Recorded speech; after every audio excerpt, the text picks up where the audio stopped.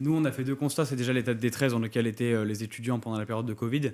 Et en parallèle, Premier confinement tout de suite. premier confinement tout de suite, mai 2020. Et en D'accord. parallèle, les propositions qui étaient faites par les plateformes classiques de soutien scolaire qui étaient très onéreuses.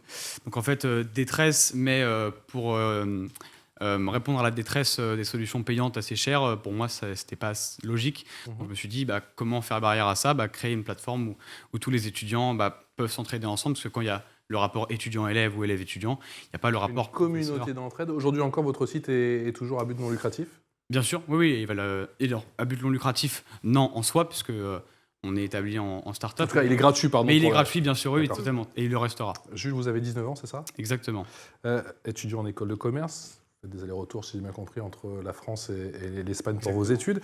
Le maître mot, c'est l'entraide, plateforme solidaire. Ça a commencé quand, justement, cette aventure extra-student? Vous nous avez dit qu'effectivement, le déclic, ça a été le premier confinement avec le coronavirus. Exactement. Donc, Extra Student, qui était nommé à la base élève solidaire, a commencé en mai 2020, voilà, le moment où le décrochage scolaire était réellement en hausse, à cause du fait que certains profs ne pouvaient pas assurer le suivi des cours. Et là, on s'y prend comment? On a l'idée. On a Ça, l'idée.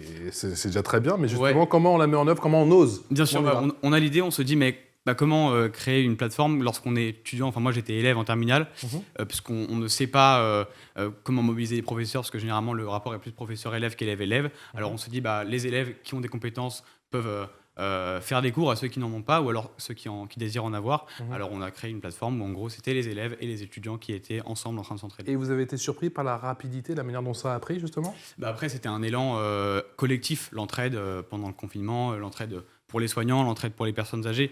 Donc je me suis dit pourquoi pas l'entraide entre étudiants et entre élèves. Donc oui, la dynamique a été assez forte rapidement.